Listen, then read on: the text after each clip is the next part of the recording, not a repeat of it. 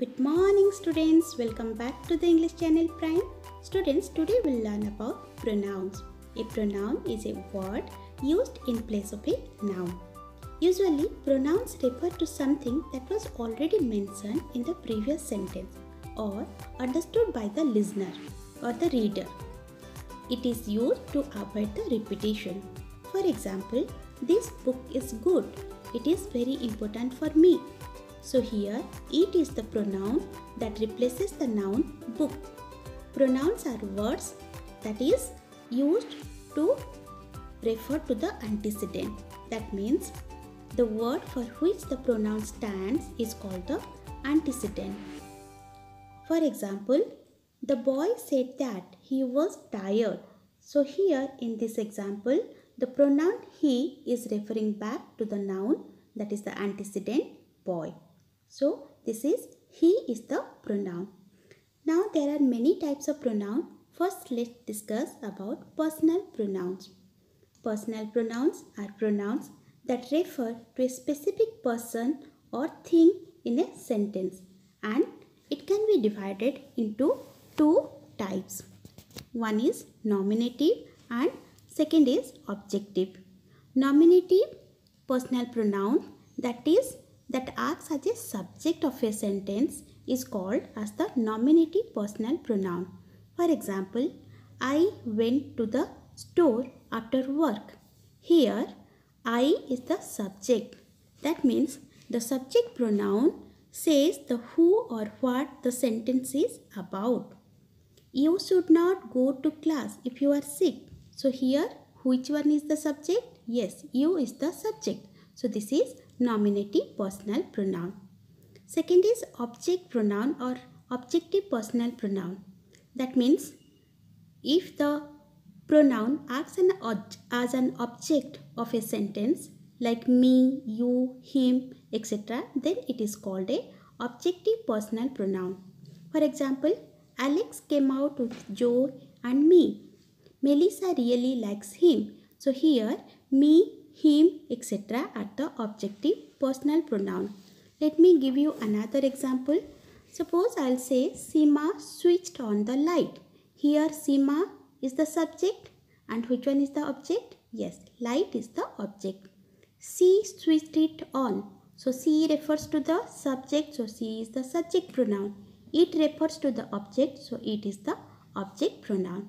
So the personal pronoun are for people it is I, you, he, she, we, they, me, you, her, us, etc. And for things it is it, they, them, etc. Next is demonstrative pronoun. Demonstrative pronouns are used to point out the objects which they refer to. These are these, that, those.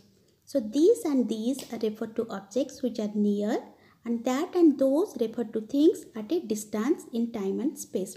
If it is plural, then these, those. If it is singular, then this, that. Like this book, that book. If it is near, then and plural, these books, and far and more, then those books. Done. This is called the demonstrative pronoun. Next is interrogative pronouns.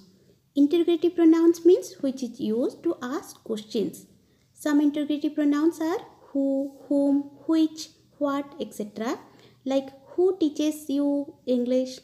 Whose car is this? So who, whose, whom are refers to the persons, which is referred to objects and persons, and what is used for referring objects, professions or ideas. Like what is your father's profession? What are you doing? Etc. Done. Next is fourth one, reflexive pronoun. Children, reflexive pronoun meaning the pronoun both does and receives the action.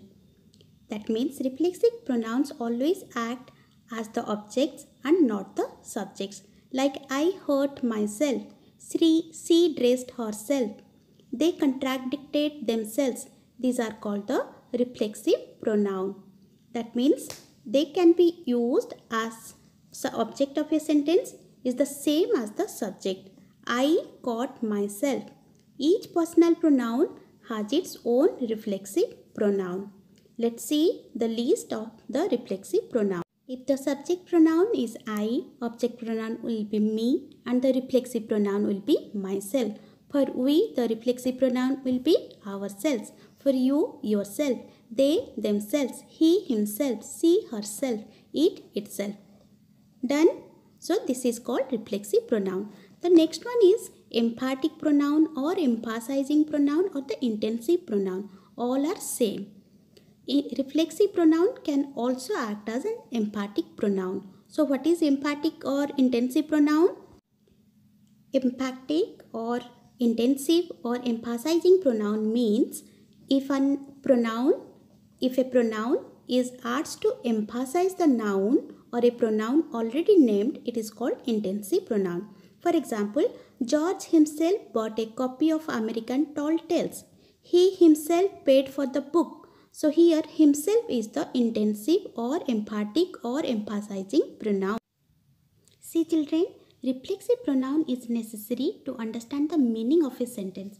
If the same pronoun are used but not needed, then they are called the intensive pronoun. Look at the example. Reflexive is the boy made himself breakfast. So here emphasis is not there. Emphasis is not given on himself. But if I'll say the boy made breakfast himself, so here the emphasis is on himself. So himself is the intensive pronoun. I made tea myself. So here emphasis is given to myself. So it is intensive or emphatic pronoun. Done. You cannot write Tom and myself will be at the game.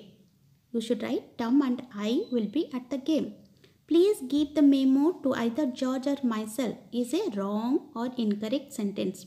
You can have please give the memo to either George or me. These are the common errors we used to do in emphatic pronouns. Next is possessive pronoun. Children, possessive pronouns meaning is a pronoun that is used to indicate possession or ownership.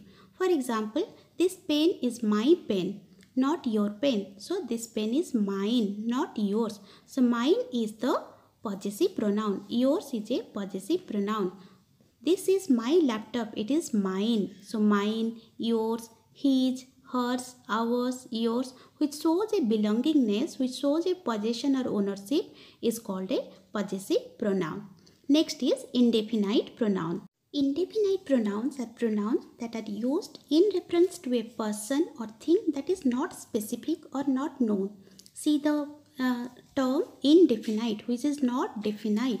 So this refers to a general group of people or things like everyone, everybody, anyone, anybody, somebody, all. So here it is not confirmed who is being talking about, who is being talked about. Like everybody has to take the writing proficiency exam in order to graduate. Or all of the seniors were excited for graduation. So here everybody, all, etc. are called the indefinite pronoun. Let's look at for more example. I have eaten everything in my fridge. I have nothing for breakfast. I need to find something. Anything would be okay. So here what are the indefinite pronouns? Yes. Everything, nothing, something, anything are the indefinite pronouns. Done children? So suppose I'll say another example. Someone is at the door. So which one is the indefinite pronoun? Yes, someone, because we do not know who it is and we do not have any definite person that there. So it is not definite who is there. So it is called indefinite pronoun. Done? Let's go to the next one, that is relative pronoun. Children, relative pronouns are pronouns that are used to connect information to nouns or other pronouns that used to clarify the information within a sentence. Those are who, that, which, whom, whose, whoever, etc. are called the relative pronouns, like the interrogative pronouns. So who and whom, where to use? Who is used when referring to a subject, and whom is used when referring to an object. Like who went to the store after work, who sings this song, it refers to a subject. Whom is used to refer to an object, like with whom did Alex go out. The letter should be addressed to whom. Done. Next is who versus that. who is used to refer to people or animals with names, like you can say who wrote the review got in trouble. So here it refers to a person. That is used to refer to things, like the paper that I wrote last night vanished. So refers to things. That versus which. That is used in essential clauses, like the clause which is very necessary for understanding the subject of a sentence. For example, the pizza parlor that is down the street from the college is great. So here the subject is unclear without the additional information. That means which pizza parlor it is not, if you will not mention, it is not clear without the additional information. So the one that is down the street from the college is the additional information that fulfills this sentence. But if I'll say which, then which should be used for non-essential clauses. That means where the clause is not necessary for understanding the subject of a sentence. For example, my mom's jewelry was stolen, which upset her very much. If you will not write here which also, it can be understand, isn't it? So which is used for subjects where the understanding the subject is the clause would not be much necessary. Done. Next is reciprocal clause. Children, reciprocal pronouns are pronouns that are used to refer to a mutual set of people, like each other, each others, one another. For example, we need to help one another survive. They had remembered each other's phone numbers. So here, one another, each other are called the reciprocal pronouns. Let's look at two more examples. My dog and cat love each other. They all support one another. So which one shows the mutual love or support? Yes, each other, one another. This shows the mutual support or love. So this is called the reciprocal pronoun. Hope you understand, children. Now few worksheets I am giving. Complete this, try to do it on your own, and if any doubt, ask in the comment. Hope you understand everything. Thanks for watching.